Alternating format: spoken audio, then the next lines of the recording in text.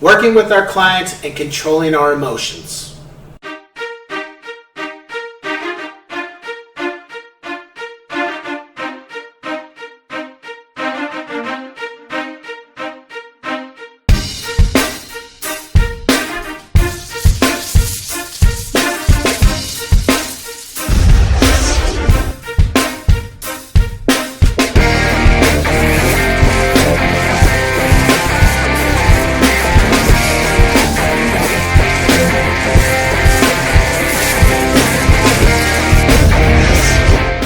What's going on, ladies and gents in Cyberland? So I'm coming back to you with another informal video.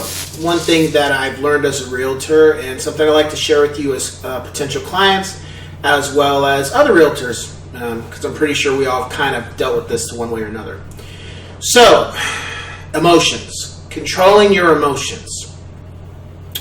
Now, the thing about being a realtor is that it's not easy. It has its good days and bad days like any type of career that you do.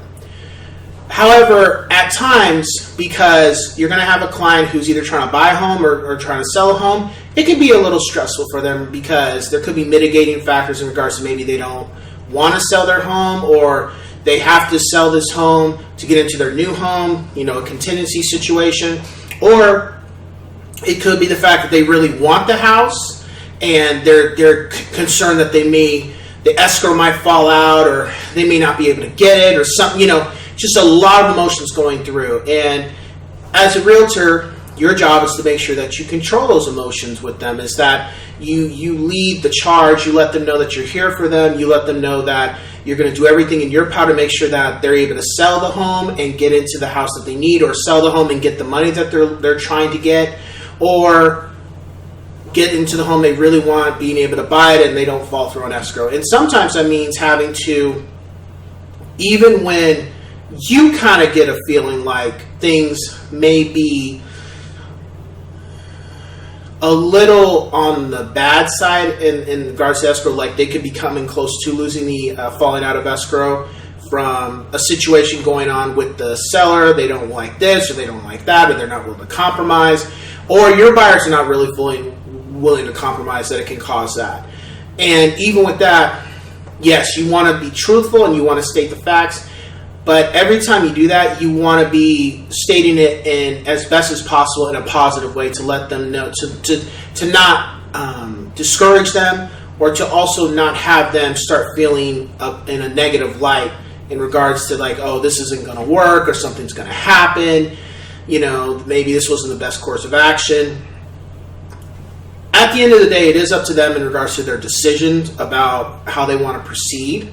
However, you want to make sure that when they're putting their best foot forward, that they're doing it based on the fact that not only are you fighting for them, but you're giving them confidence. You're also instilling in them that this is going to work. You're just instilling a positive progression.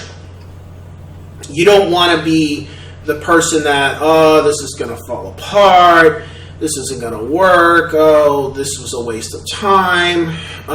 You don't want to bring negativity into a transaction. You don't want to bring negativity into the clients you're working with, because, they're making a change in their life and they need somebody that's going to be in a positive light, because who wants to be around negativity?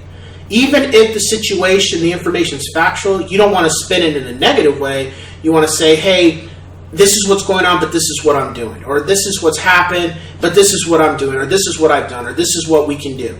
You even when you got problems, you still try to either have solutions once you bring up the problem, or you say, hey, these are the ways we can go about it. You don't just want to spout out negative information or information that's not the best to hear without having something that's going to say, we can fix this, or this is what I can do, this is what we can do together.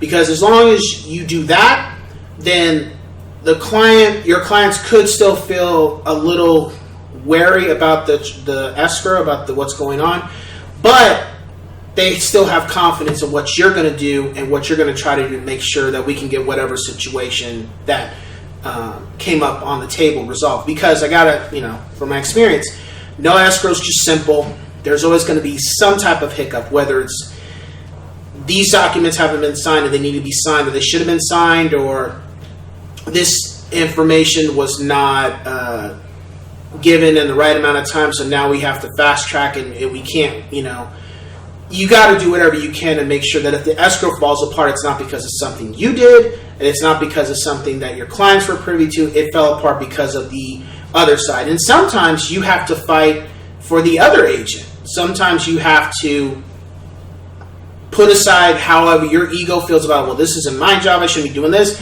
You got to do whatever you can in legal matters in regards to nothing illegal, of course. You got to do everything you can sometimes to make sure that the transaction gets done, because you're fighting for your clients. It's not about whether you should be doing this or that. It's about your clients want this home, and you got to do what you can to make sure they can get into it.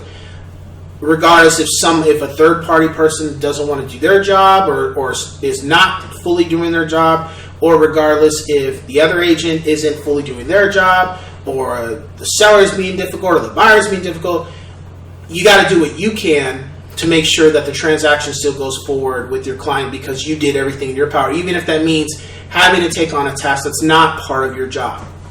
That's just, you got to look at the big picture. What's the big picture? And I'm not talking money. The big picture is you were hired to do a job for your seller or your buyer, and your goal is to make sure that you're able to get them what they want. That's it. Because money comes and goes, but relationships as a realtor, those can last a lifetime, to where you're not only helping these people, but you're helping their kids, you're helping their grandkids. You see where I'm going with this? The money aspect comes, but you got to have the mindset that you're in it to win it, but you're in it to help people. You're not in it just to get paid. Yes, we live in a capitalistic society. We need to make money, but you still need to keep that mindset when you're working with the seller or buyer, because at the end of the day, they talk. They're going to let other people know about you, and you want them to talk about you in a positive way. Yeah, you may have, well, he did all these great things, but he had this one little mess up. You could have that, or they could be, oh, he did everything, this and that, or she did this and that, but she had a little bit of mess up, or no, she was great. You'd rather have it that way, rather than saying, oh, this guy was terrible. He wasn't informative. He didn't tell us anything. He kept changing his tune. He kept doing this. He just wasn't honest. You don't want that, because that reputation will start to travel. And you don't want other realtors too to have this mindset that, you cut corners, or you don't follow through, or you don't do your job on your end. You don't want that either. So those are other things to consider. So I'm going to let you in on a situation that happened with me with a former client, and it was basically how I controlled my emotions, and then not only how I controlled my emotions, but how I presented information to this former client. So pretty much the client, for the most part, one day would say they wanted to move forward, the next day they didn't. They would always be flip-flopping during the escrow, to where it would get people nervous or feel some type of way about, is this going to work or is it not? And I was the person, along with a few other people, that were more so the agents, but also the lenders, that we would have to coordinate with each other to an extent, just to let each other know in a positive way that things are moving forward. Even though, personally, I was very pissed off. I was not happy with how I was being treated. I was not happy with the overall experience. It just put a bad taste in my mouth, and I was just like, did I put something in the world to get this? What did I do to exhibit this bad behavior at me? And I had to realize, talking with my mentor, and I had to realize that sometimes you're going to have people like that, but you got to put your best foot forward, have a positive attitude, even though you don't feel like it, but you got to present that to them, and you have to continue to move forward, because you need to get this thing done, which was true. I was at a point in my life where I had to get this transaction done, not because of the monetary reason, just I didn't want to have a failures, because it could have been prevented if I had done X, Y, Z, even though I felt a certain type of way, well, this technically is not my job, or this or that. And, the client would just, client was not the most pleasant. Some days they would be pleasant. Other days they would make it seem like I was sabotaging, or I was withholding information, or I was trying to play for the other team, and I wasn't putting their interests first, which I was.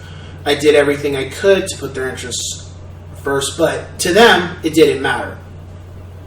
However, then the next day, their tune would change. So it was just a roller coaster of emotions. And mind you, I'm trying to do everything I can to keep this client happy, but then also dealing with barrages that are coming from the seller side, because my client is unfortunately not doing certain things, or they're feeling some type of way, or the lender is telling me that there's issues and it's because this is not being done, or this is not being done. And it's just bickering and just problems back and forth. So as I continued through the transaction and we nearly were done, it even got to a point where the client wanted to try to find a way to back out of purchasing the home. I think that, or just find any excuse. And at that point, I was just like really just stressed out, really upset. And it was just because I felt like, what else can I do, And what I did was continue to put my best foot forward. And I realized that sometimes, you can't control everything. You can't control the whole transaction as a realtor. You can't control how people are going to respond to you. You can't control the outcome of the escrow like you would like to. What you can do is control your emotions, have a positive attitude, and state the facts and keep it pushing. And do everything you can for the client that's within your power. As long as you're able to accomplish that every single day you're working with them, during whether it's finding a buyer a home or a seller, trying to help a seller sell their home or then sell and buy a new home, as long as you're doing everything every day, you get up and walk and step out of your home and do your job as a realtor for your client, that's all that matters. Because at the end of the day, there's going to be times where the transaction doesn't go through because XYZ, and it had nothing to do with you. It wasn't because you didn't do this, or it wasn't because you didn't do that. It's just because that's where the cards were landed, And as long as you have that mindset, you shouldn't have to worry about anything.